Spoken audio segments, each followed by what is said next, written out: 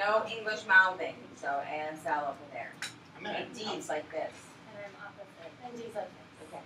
All mouthing. All mouthing. Okay. If it's Pet, musical.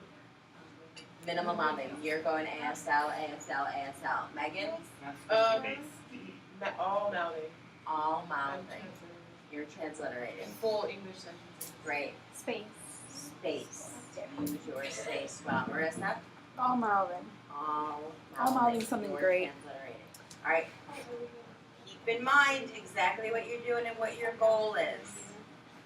Okay? Are we ready?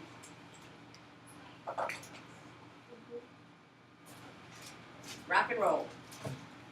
First, I'd like to apologize. This is a continuation of last semester. I'm going to go over real estate since I'm always on the move and looking for a place to live.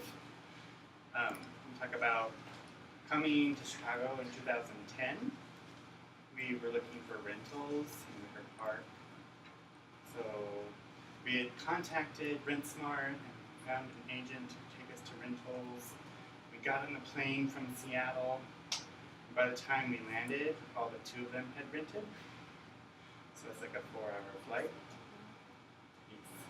So after a 4-hour flight, we had 2 options left. So we were a little discouraged from the get-go. We looked at both of them. We went in the daytime, and then we heard that you should go back at night and see if it's safe. So we did that. We ended up picking the one that had a garage, which turned out to be the wrong choice.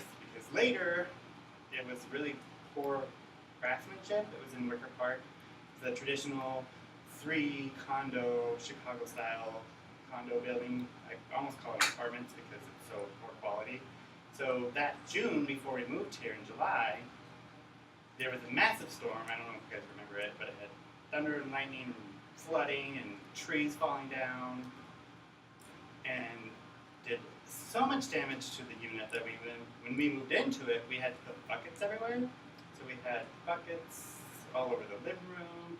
We had hardwood floors that were warped like surfboards.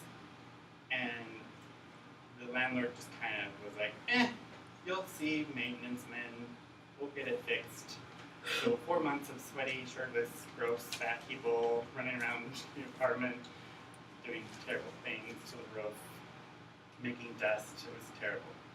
And we got a $50 let us entertain you card as a supplement, which we didn't know what let us entertain you was, but it's another bad chain of restaurants that you could spend money at. So anyway, so bygones be bygones. Like, that apartment was nice. We lived there for a year. And then we did the same thing when we decided to move to California. This time we didn't have a realtor because they don't do realtors, so we had to Craigslist, but we adopted a dog. So now, no one wants to rent to anyone with a dog because around the time we were looking, there was a crazy lawyer couple that had a 25-pound dog that they had trained to be a guard dog. The guard dog escaped their unit, killed the neighbor, and now nobody wants dogs in their building. So we were in San Francisco for a week, and we thought that would be plenty of time to find an apartment. On the 5th day, we finally got someone to agree to show us a unit. So again, we had 2 options. So we got 2 people to agree. Looked at one of them. They said, well, we're coming back in a year to reoccupy it. So the owners were going. Who said that? The owners said that unit, the Like rentals. the first apartment? For the first apartment. They agreed to let us see it because they didn't care about the dog. But they gave us the warning that, oh, we're going on a mission and we'll be back next year and you'll have to move out. So that was one option. And then we found another option last minute and we ended up renting that. So that worked out. And then we decided to buy it or purchase a place in California. Little did we know that there's like a bubble rising, there's this inflation, like there's 2 states, California and Florida, are both doing really well in real estate. So they have these magic billionaires, I don't know where they come from or what they do, or what jobs they have, but they are actually paying about $300,000 more than the worth of a house out of pocket, just cash. So they're making it impossible for people to buy a house.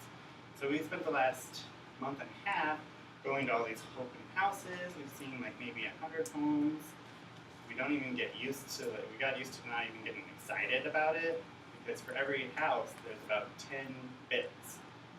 So there's usually about 4 people that have bid about $150,000 over the asking price just to get that. So after a few like, no, you're not gonna get that house, no, you're gonna get that house, we finally dropped to a really, really low price point and then bid appropriately, and we ended up getting that. So now we get to move. So I'm in the process of packing up my apartment, and I'm going to be a homeowner. Is that 10 minutes? Good.